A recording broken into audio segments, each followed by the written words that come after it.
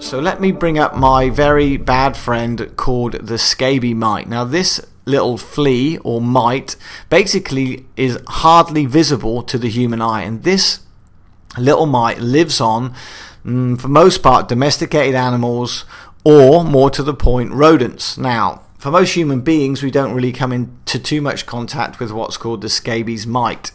But unfortunately, if you're a street child or you're living on the street, you're in trash, surrounded around the trash are of course rodents. And when I mean rodents, I'm talking about rats, mice, and all those other nice, lovely animals that crawl around in the evening. Now these animals, if they have fur, they carry this mite called the scabies mite. Now, being that you're a human being and you're led on the street or you're led on the floor, what happens is these rats run around, they touch you or they cross over you or they walk over you or whatever they do to you while you're sleeping, and they leave some of these mites on your skin. Now these mites lay eggs, the eggs bury under your skin, and this is kind of some of the results that you get. So this is a picture of a little girl's hand. She is around 11 years old.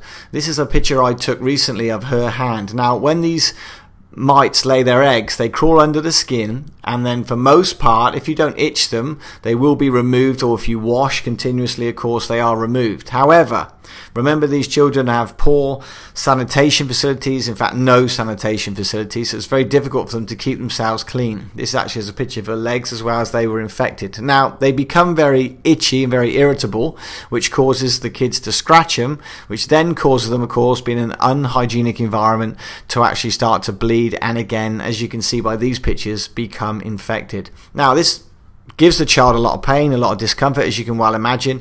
They normally can happen on the inside of the palm, on the back of the palm, and bear in mind that most of these kids actually eat with their fingers, so even eating becomes a painful process once they have the scabies. And for most part, the children don't even realize where they get these scabies from. They don't realize it's an insect, they don't realize it's from where they sleep, so just a little bit of education gives them the insight to realize, hey, you know what, I can cure this, or I can fix it if I just change where I'm sleeping, or a little more hygienic, or I wash a little more regularly than I'm doing right now.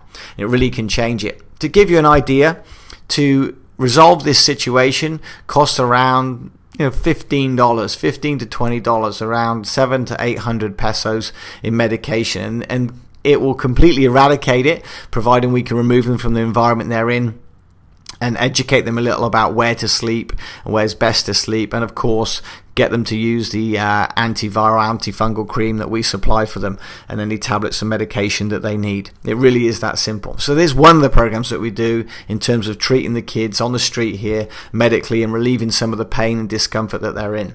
Now let me give you another scenario. This actually was a child's hand. As you can see, an arm. If you look at the arm closely, I hope you can see it clearly enough, you'll see that it's bent at around 15 to 20 degrees in the middle of the arm. Yeah, you're not seeing an illusion. That is a child's arm that is bent in the middle. So what happened was she had an open fracture, snapped both a radius and an ulna, and then obviously didn't have any money to fix it, so she just wrapped it in cloth, and 6 months later it healed unbelievably in this position. So I'm not sure how much pain she was in during that healing process.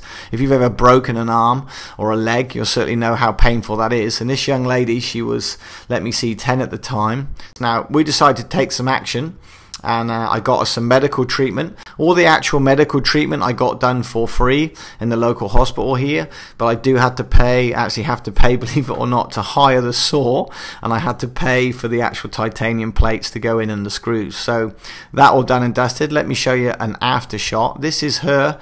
Name's Roseanne, after she had the treatment, and there's her arm in plaster. Obviously we bought her an ice cream to cheer her up a little bit. It was extremely painful for her, no doubt, to have it rebroken again, but she knew exactly it was going to be better for her in the long run. And I'm very, very pleased and proud to say that Roseanne really is one of our success stories, because after that event we took her into our full-time care, into our full-time facility, and here she is now. If you see on the right of the screen as you're looking at it, that's Roseanne right now. That's a couple of years later. As you can see, she's much bigger, much fuller.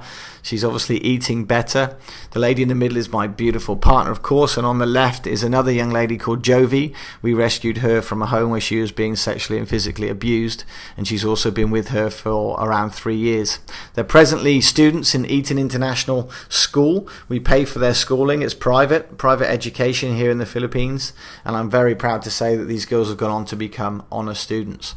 So that's some of the things that we do with the funds from Childsville. Again, the reason for extending the courtesy, we really do want to reach more children. We're really just touching the tip of the iceberg. My funds are limited. They are purely, for most part, my funds that fund this whole organization. Everything from funding the carers, accommodations, maintenance, the rent, utilities, everything is done, medical care, staffing, education is all paid for, basically by myself, and we really want to help more children.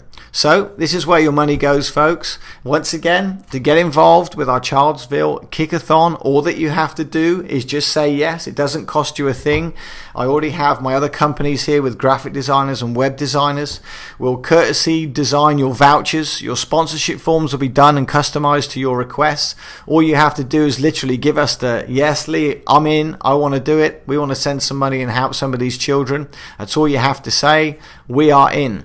We will then request your logo, customize all your vouchers for you. Just literally download the vouchers, copy, print, and then copy, paste, print. Job done, and you're ready to go and ready to get your promotion up and running.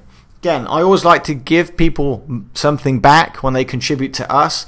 So the Leadathon program, as I like to call it, is basically a system, a unique marketing system we'll give you for free that will enable you to raise literally hundreds and generate hundreds of new leads for your martial arts business, and of course hopefully raise hundreds if not thousands of dollars for a fantastic cause here in the Philippines. If you need any more information, you'll see it on this page. Again, thank you once again for taking the time to look at what we do.